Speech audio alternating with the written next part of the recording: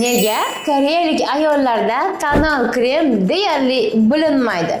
Sir umuman unda emas. Sezganmisiz? Koreyalik ayollarning makiyaji umuman boshqacha ko'rinadi. Go'yoki yuziga qalin tonal krem surmagandek.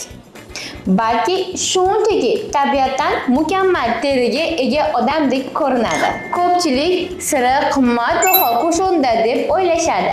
Lekin qiziq tomoni shundaki, aynan o'sha kushonni siz ham olib surtsangiz, xuddi shunday effekt emas, balki aksincha, undanda boshqa muammo bo'lib, boshqacha ko'rinishi ham mumkindir. Nega? Chunki muammo tonal krem kushonda emas, balki ularni oldindan qanday qilib foydalanishdadir. Bugun sizga haqiqatdan ham natija beradigan, ham sizni o'zgartiradigan usullarni ko'rsataman. Ularning ayrimlari shunchaki oddiyki, bu videodan keyin siz aynan avvalgidek bo'yanmaysiz. Hammaga assalomu alaykum. Siz Combox.uz kanaldasiz. Biz bu yerda terini to'g'ri parvarish qilish haqida barcha ma'lumotlarni aytamiz. Qani boshladik. Demak, birinchi xatodan boshladik. Birinchi xato tonal kremni juda ham vaqtli surtib olishimiz. Bu eng ko'p uchraydigan katta xatolardan biri hisoblanadi. Sababi hammamiz yuzimiz yugandan keyin toner suramiz, tonerdan keyin esa darrov serumni, keyin esa kremni, keyin sirazi SPF ni va oradan 1 daqiqa o'tmasdan tonal kremga kushonni surtib olamiz. Natijada makiyajingiz yuzingizga yaxshi o'tirmaydi va yig'ilib qoladi, juda ham xunuk bo'lib va tez yo'qolib ketadi. Koreyalik vizajistlar esa shoshilishmaydi. Ular parvarish vositalarini teringizga singishini erinmasdan bir necha daqiqalarni kutib o'tirishadi. Ba'zan aynan shu kichikgina tanaffus yangi tonal kremingiz uchun juda ham ko'proq natijani berishi ham mumkindir. Ikkinchi xato. Nega aynan burun qismimizda tonal kremlar yig'ilib qoladi? Faqat rostini kommentariyada yozib keting. Kimda birinchi bo'lib burun ustimiz yog'lanishni boshlaydi. Aynan shu joy bilan ko'pchilikda muammo bo'ladi va ko'pchilik nima qilishadi? Yana ham ko'proq tonal krem surtib olishadi. Lekin muammo odatda uning miqdorida emas. Agar burningiz tez yog'lansa, parvarishdan keyin shu joyni salfetka bilan yengil artib qo'yishingiz mumkin. Keyin esa primerdan foydalanayotganingizda faqatgina burningizni qismiga ozroq surting, butun yuzingizga emas. Shundan keyingina yubqa qatlamda tonal kremni surtishingiz mumkin. Bu joyda mahsulotlarni juda ham kamroq foydalansangiz, natijada yuzingiz tabiiy va uzoqroq saqlanib turadi. Uchinchi xato.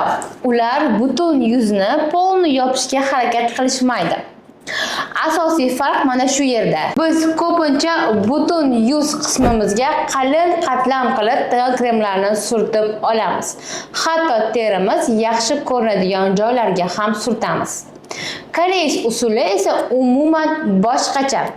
Avval juda ham yupqa qilib surtishadi. Shunchaki yupqa qatlamda surtishadiki, teri tabiiy tuzilishga ko'rinib turadi.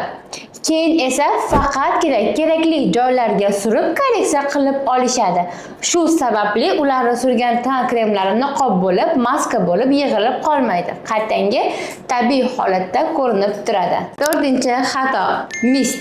Mist oddiy suv emas. Ko'pchilik mistni faqatgina issiq kunda foydalanish kerak deb o'ylashadi. Aksincha, lekinda boshqa koreys vizajistlar esa undan umuman boshqa usulda foydalanishadi. Masalan, makiyaj tugagandan so'ng uzoqroq masofadan 1-2 marta sepib qo'yishadi mistlardan. Bu makiyajni lak kabi qotirish uchun emas, balki quruqlikdan va pudrasimon ko'rinishni kamaytirish uchun hamda teriga tabiiyroq ko'rinish uchun sepiladigan mistlardir. Agar mistning tarkibi juda ham mos bo'lsa va yaxshi bo'lsa, u makiyajni ancha jonli ushlab turadi va ko'rsatadi. 5-inchisi, ular tabiiy yaltirashdan hech qachon qo'rqishmaydi. Biz ko'pincha yuzimizni butunlay mat qilishga harakat qilamiz, ayniqsa yozda. Ammo mutlaqo mat teri har doim ham tabiiy ko'rinavermaydi. Shuning uchun ko'plab koreyalik vizajistlar esa faqatgina tez yog'lanadigan joylari joylariga pudrarni surib qo'yishadi. Masalan, T zonamizga.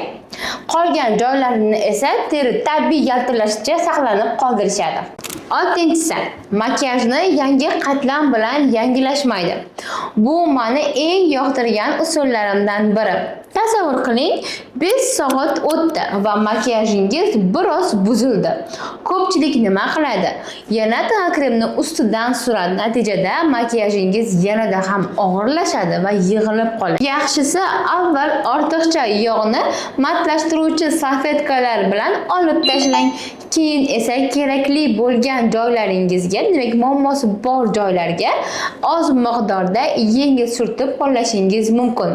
Ana o'shanda makiyajingiz ancha toza, tabiiy va chiroyli ko'rinadi. 7-si, eng katta sir va eng muhim narsani eslab qolishingizni xohlardimki, koreyalik ayollarda hech qanday sehrli tonal krem yoki kushonlar yo'q. Mahsulotni me'yorida ishlatish va eng asosiysi terini tabiiy tekstura normal holat ekanligini tushunishdir. Shuning uchun ularning makiyajlari makiyajga emas, balki sog'lom va parvarish qilingan teriga o'xshab ko'rinadi. Hech qanday maxfiy kushon ham yo'q. Chiroyli teri rangi bu ko'plab mayda ammo to'g'ri qadamlar natijasidir. Teri tayyorlanishi va yupqa qatlamlar. Keyingi safar esa bo'yatganingizda shu usullardan hech bo'lmaganda bittasini sinab ko'ring. Keyin esa bir necha soatdan so'ng oynaga qarang. Ko'pincha haqiqiy farq aynan o'shanda bilinadi. Kommentariyada qaysi maslahat sizga eng ko'p yoqqanini yozing. Shuningdek, teri parvarishi bo'yicha istalgan savollaringizni yozing. Imkon qadar javob berishga harakat qilamiz. Komiks kanaliga albatta obuna bo'ling va bizda albatta like bos esingizdan chiqmasin.